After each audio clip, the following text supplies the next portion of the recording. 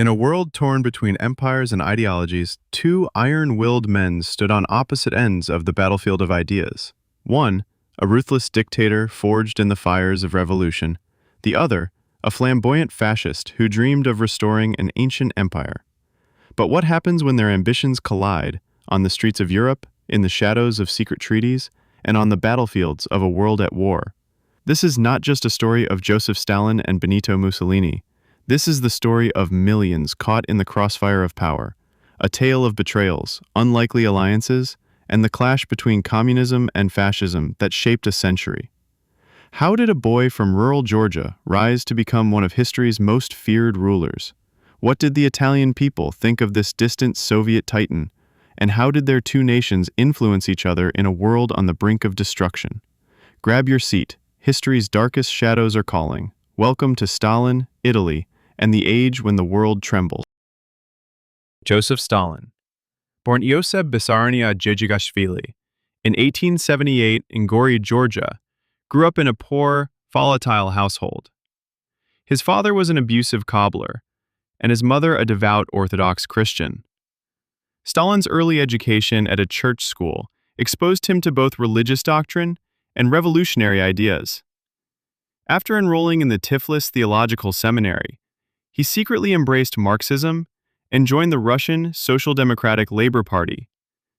His Georgian background shaped his sense of inferiority and need to prove himself in the broader Russian Empire. His early criminal activities, bank robberies and organizing strikes, reflected his belief in violent revolution.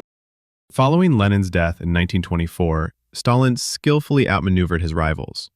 He formed temporary alliances with Zinoviev, Kamenev, and later Bukharin, eliminating Trotsky and other contenders. Stalin's role as general secretary allowed him to appoint loyalists across the Communist Party, gradually consolidating his power. By 1929, he had become the unchallenged ruler of the Soviet Union, transitioning from party bureaucrat to totalitarian dictator. Stalin broke with Lenin's vision of world revolution, promoting socialism in one country, focusing on consolidating power within the Soviet Union. He combined Marxist-Leninist doctrine with extreme authoritarianism. His ideology emphasized industrialization, collectivization of agriculture, and the brutal suppression of dissent. Stalin fused nationalism with socialism, portraying himself as the protector of the Soviet people against internal enemies and external capitalist threats. Stalin mastered the use of propaganda to portray himself as the father of the Soviet people, wise, infallible, and ever-present. Art, film, education, and even science were twisted to glorify his image. School children recited praises of Stalin. History was rewritten to erase rivals, and loyalty was measured by public adoration. While Mussolini also built a personality cult, Stalin's was far more totalitarian. In Italy, this manipulation of truth alarmed both fascists and anti-fascists alike. Stalin's first five-year plan, 1928 to 1932, aimed to transform the Soviet Union into an industrial powerhouse. While industrial output grew, collectivization of agriculture caused devastation. Millions of peasants resisted forced collectivization, leading to widespread arrests and executions. The Holodomor famine in Ukraine, 1932 to 1933, killed millions. Stalin viewed these sacrifices as necessary for progress. The Italian Communist Party, PCI, especially under Palmiro Togliatti, was one of Stalin's most loyal supporters in Western Europe. From exile in Moscow, Togliatti coordinated with the Comintern, spreading Soviet ideology in Italy. The PCI's resistance against Mussolini during World War II gained them massive post-war influence. Stalin used this party as a tool to extend ideological influence into Western Europe. Without tanks, but through words, unions, and workers. Stalin viewed Mussolini's Italy as a class enemy, but engaged pragmatically when needed. Italy's fascist regime, established in 1922, stood ideologically opposed to communism. However, Stalin sometimes instructed Italian communists to moderate their rhetoric to avoid harsh crackdowns. In the Spanish Civil War, 1936 to 1939, Stalin and Mussolini indirectly confronted each other, supporting opposing sides. Stalin backed the Spanish Republic, and Mussolini supported Franco's fascists. From 1936 to 1938, Stalin launched the Great Purge, executing and imprisoning millions, including top military leaders, intellectuals, and loyal communists. Paranoia dominated Soviet life. Show trials, forced confessions, and secret police terrorized the population. Italy, while authoritarian, watched, with a mix of fear and disdain, as Stalin decimated his own party, contrasting sharply with Mussolini's more corporatist, stable approach to repression. In 1939, Stalin shocked the world by signing the Molotov-Ribbentrop Pact with Nazi Germany, dividing Eastern Europe. Italy, as part of the Axis, was indirectly aligned with the USSR until 1941. When Germany invaded the Soviet Union in Operation Barbarossa, Stalin led a brutal, desperate defense.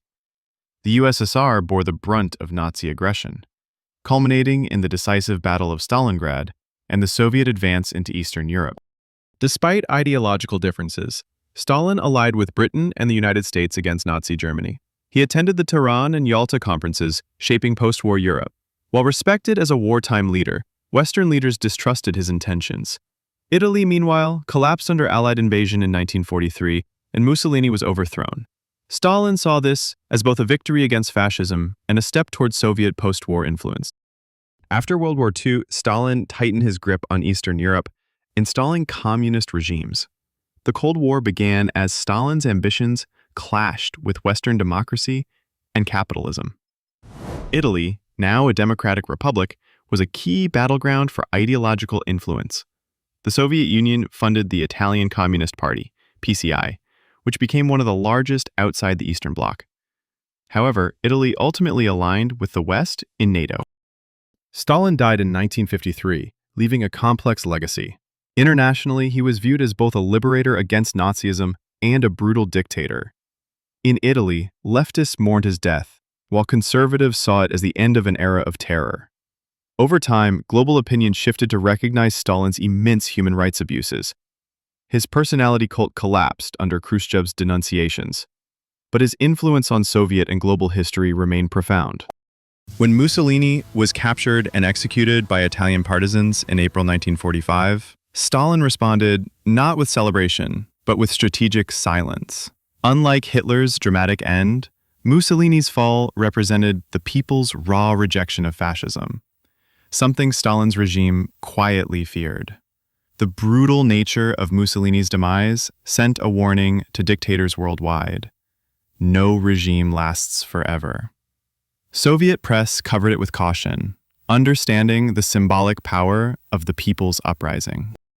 Joseph Stalin and Italy's story is one of iron will, brutal ambition, and the lives forever shaped between the lines of ideology and power. From the rural backwaters of Georgia to the heart of Europe's political battleground, Stalin's legacy is as complex as the age he dominated, marked by both colossal achievements and unimaginable human suffering. Italy, too, emerged from the shadow of fascism, forever altered by the tides of war and ideology. Together, their histories remind us that the struggle for power is never abstract. It's deeply human, and its echoes are still felt today. As Stalin himself once said, "Ideas are more powerful than guns. We would not let our enemies have guns. Why should we let them have ideas?" A chilling reminder of the power of belief and the lengths rulers would go to control it. If this journey through history intrigued you, please like, subscribe, and share your thoughts below. What part of Stalin and Italy's intertwined past surprised you the most? And what lessons should we carry forward? Thank you for watching. Until next time, keep questioning, keep learning, because history is never truly behind us.